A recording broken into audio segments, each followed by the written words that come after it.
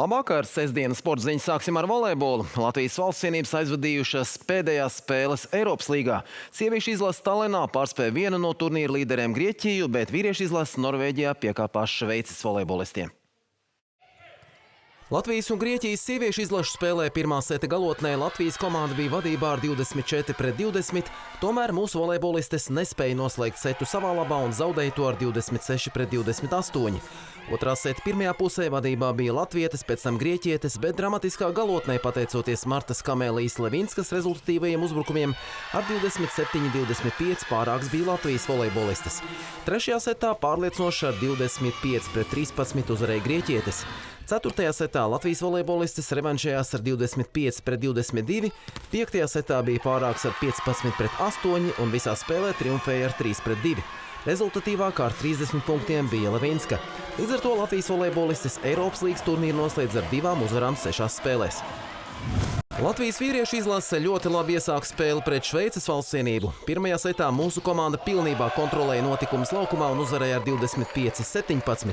Otrajā līdz rezultātam 18-18 ritēja līdzīga cīņa, bet galotni labāk nospēlēja šveicieši, kur bija pārāk ar 25-20. Trešajā setā notikums laukumā jau diktēja Šveices volejbolisti, kuri uzvarēja ar 25-18. Ceturtajā setā atkal uzvarēja Latvijas komanda un viss izšķirās piektajā setā līdzīgā cīņā ar 15-12 uzvarēja šveicieši, kuriem panākums visā spēlē ar 3-2. Līdz ar to Latvijas volejbolisti Eiropas līgā izcīnīja 3 uzvaras 6 spēlēs.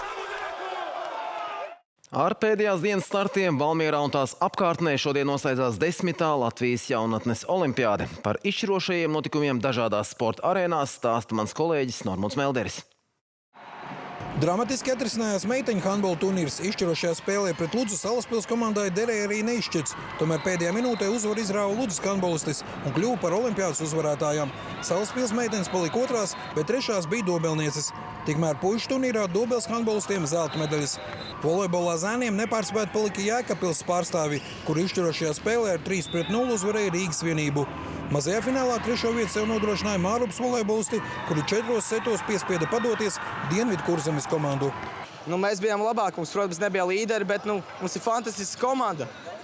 Ļoti labi sajūta, vienkārši fantastiski.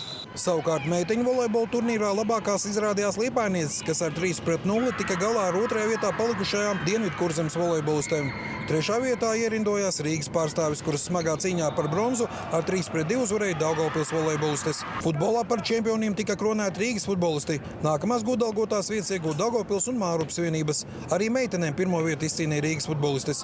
Airēšanas slalomā, kā ieku konkurencē, meitenēm labākā izrādījās liepājniece Elizabete Kurvina. Savukārt zēniem gaujas krācējs nepārspēts palika Dāvis Jozeps no Ozolniekiem. Laika ziņā braucējumi bija brīnišķīgi, bija ātri, tīri, bez sodiem. Un pats jūtos arī uz visiem 100-110 nobrauc savu labāko šodien. Būs vēl labāk, protams. Un tā arī turpinās šajā.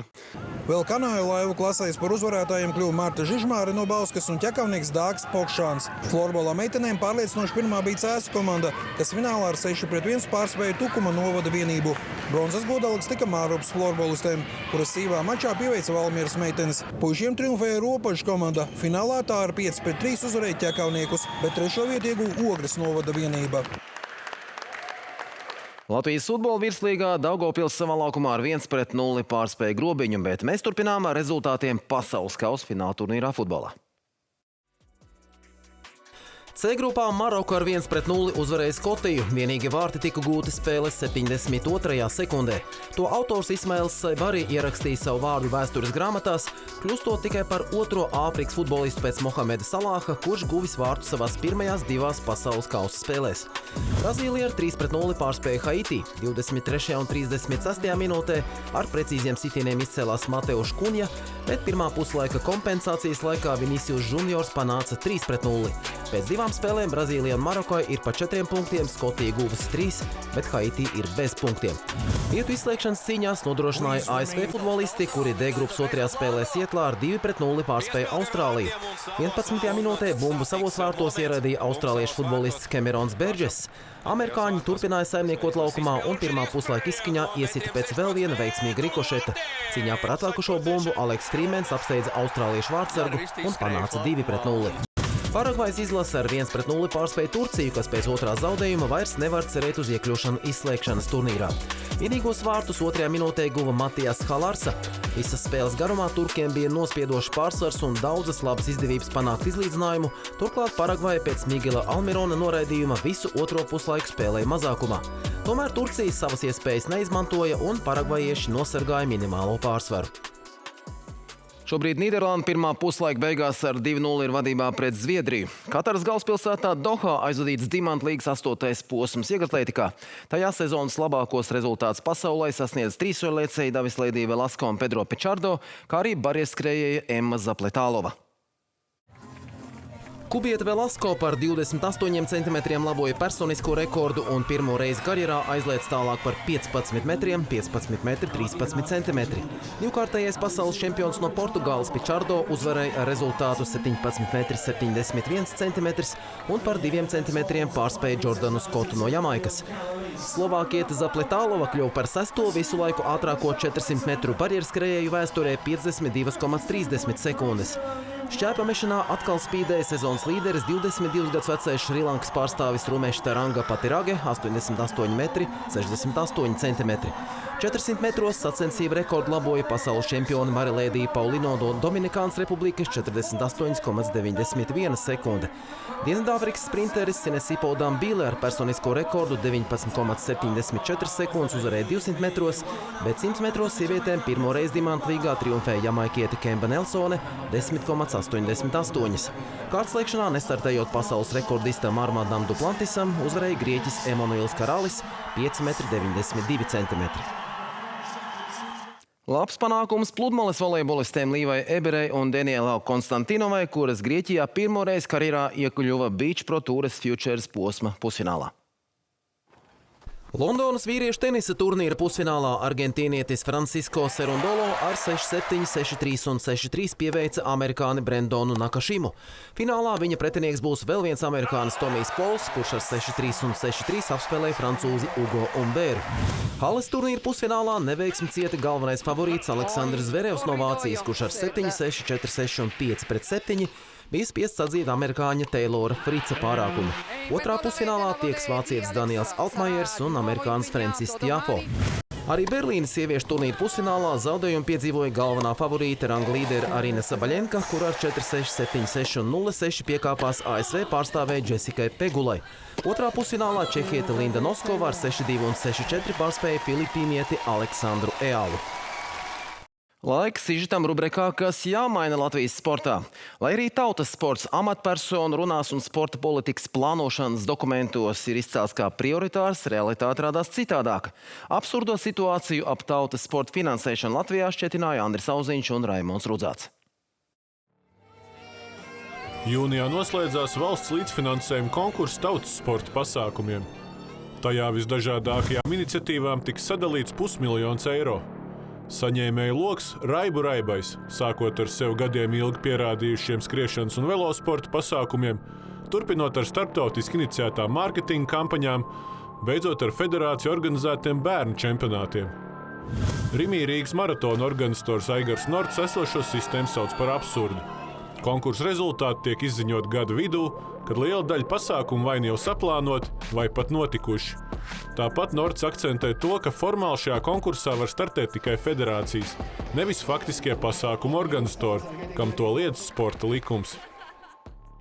Lai tu kā organizators, faktiskais organizators piedalītos šajā un pretendētu uz valsts līdzfinansējumu, tev ir jāmelo, tev ir jābīda fiktīvi papīri kopā ar federācijām, ļaujot federācijām uzdoties par tavu pasākumu faktiskiem organizatoriem, lai tiktu pie potenciāla valsts finansējuma.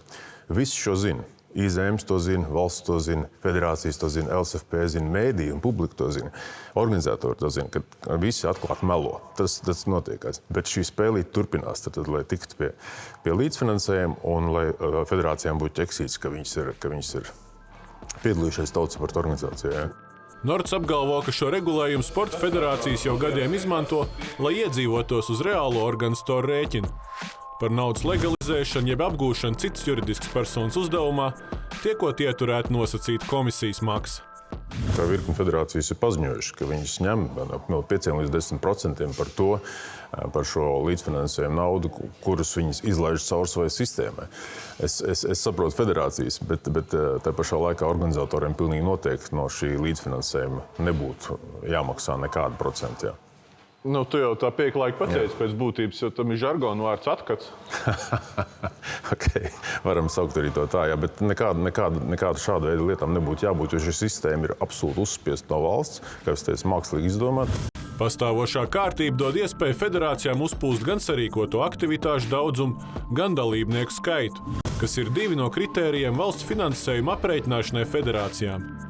Izglītības un zinātnes ministrijā skaidro, ka šāda sistēma nākamgad tikšot izskausta. Jaunajā sporta likumā, ko Saeima pieņēma šonedēļ, ir paredzēta iespēja uz valsts finansējumu pretendēt arī reālajiem sporta pasākumu organizatoriem, nevis tikai federācijām. Noteikti mēs nesakām, ka nolikums ir perfekts. Mēs turpinām pie tā strādāt. Mums jau šonedēļ notika sākumā grupa sporta departamentā, kur mēs turpināsim pilnveidot to nolikumu. Mēs noteikti arī runāsim ar nozari par šo. Mēs noteikti mainīsim tās lietas, kuras mēs jūtam, kur mēs varam uzlabot. Konkrēts uzlabojumu virziens Samoilovs pagaidām neatklāja. Tautas sporta pasākumu organizatori vēlētos, lai federācija rīkotie pasākumi sacenstos par finansējumu atsevišķā konkursā, tāpat kā lielās sporta organizācijas Latvijas Olimpiskā komiteja un Latvijas Sporta federācija padome, kas konkursā sacenšas par valsts finansējumu ar saviem biedriem, kuru labklājība tām būtu tieši jāveicina. Maksimālā summa, uz kuru šobrīd var pretendēt konkursā, ir 40 000 eiro. Norda ieskatā tā ir smieklīgi zema, jo rēķins par policijas pakalpojumiem viņa rīkotajā maratonā vien esot 120 000 eiro. Viņa ieskatā absurda esot situācija, kad netiek vērtēta pasākuma masveidība. 2000 dalībnieku nodrošina tikpat lielu līdzfinansējumu, kā 10 000 mērāms dalībnieku skaits. Izglītības un zinātnes ministrijā tikmēr akcentē, ka no līdzekļiem neparedzētiem gadījumiem izdevies papildus piesaistīt vēl vairāk nekā 300 000 eiro, kas nozīmē, ka šogad finansējums tautas sportam ir te vai trīskāršojies. Pērn piešķirto 250 000 eiro vietā šogad ir vairāk nekā 800 000.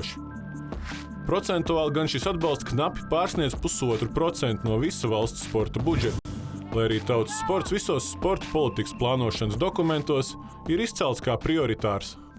Plāns noteikti ir šo radikāli. Mēs pie tā strādājam, kā es jau minēju. Mēs, protams, procentuāli izskatās mazāk, bet tā mēs esam to programmu trīskāršojuši, un šis nenotiek vienā dienā, bet mēs uzliekam lielas cerības arī uz sporta fondu, kas ar to mēs varēsim arī atbalstīt vairāk tautas sportu. Samoilovs piebilst, ka vērā esot jāņem arī pašvaldību līdzfinansējums. Arī tā ir nodokļu maksātāju nauda, un pašvaldības atvēlot nozīmīgus līdzekļus tautas sporta pasākumu norisei. Tam, vai tautas sporta finansēšanas kārtība nākotnē tiks mainīta, mēs noteikti sekosim līdzi, bet šī vakar sporta ziņas ir galā. Paldies, ka skatījāties. Labvakar!